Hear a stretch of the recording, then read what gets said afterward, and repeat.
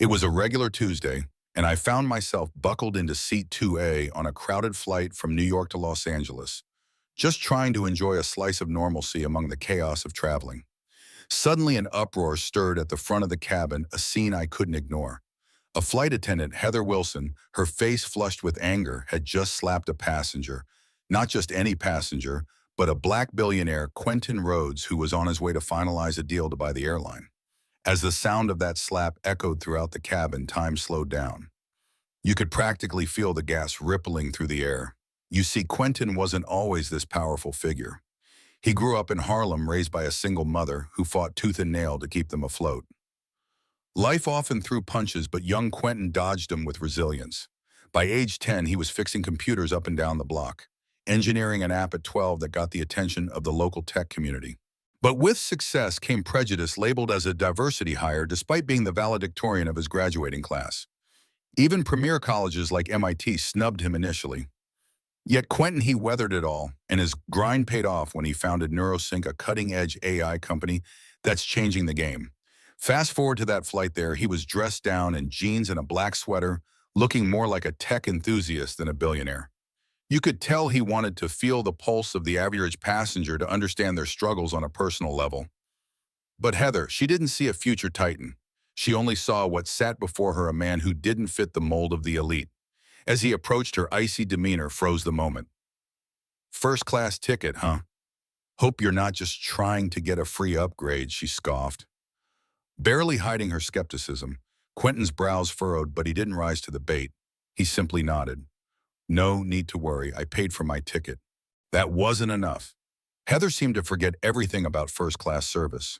The drinks forgotten, water all over him after a fumbled cart. The dismissive way she glanced at him stung more than any spill ever could. Finally, the tension snapped when he gently confronted her about the lack of service. "Is this how you treat all your passengers?" he asked, a calmness in his voice layered with disbelief. In her eyes, though, he saw something shift, a defensiveness bubbling up. "Don't play the race card on me." She spat, venom dripping from every word. That's when it happened, the slap. It felt like the world around us froze. First, her hand connected with his phone, sending it tumbling, and then, like an impulsive act of aggression that surprised us all, she slapped him across the face. The cabin erupted in shock murmurs, gasps, and a chorus of disbelief. Quentin, for a split second, didn't react. No anger, no panic, just a profound calm. He looked right into Heather's eyes, a steady gaze that bore everything he had been through, and said, "You have no idea who I am, do you?" And just like that, he dropped the bombshell. "I'm actually the new owner of this airline." Gasps filled the space where shocked silence had just reigned.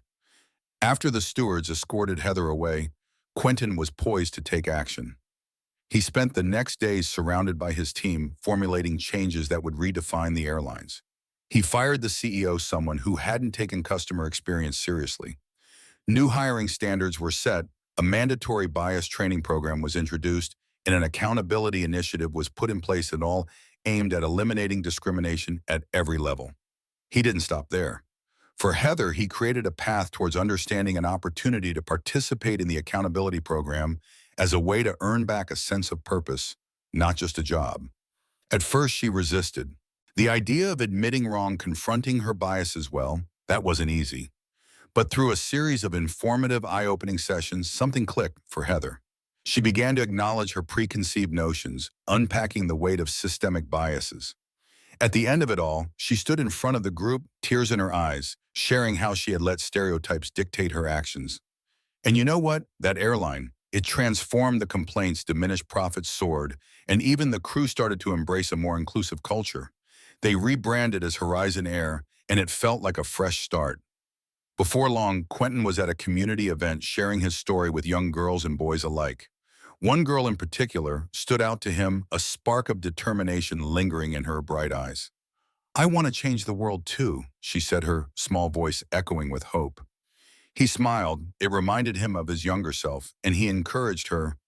"Change takes courage, but also empathy. Share your stories, let them inspire you towards greatness." As he walked away, the realist in him couldn't ignore the larger truth. The cycle of discrimination doesn't end, but it can be broken. It's so easy to choose punishment over understanding, right? We've all seen it. But what if we could wield justice as a tool for education rather than a weapon for retribution? It leaves us with questions, doesn't it?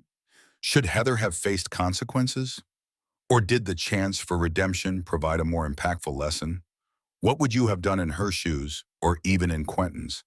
Was slapping imposed biases just as wrong as hiding behind them? I want to hear your thoughts and experiences. Feel free to share your own stories of injustice or ethical dilemmas you've faced in the comments below. Because in the end, every story matters, and every voice counts.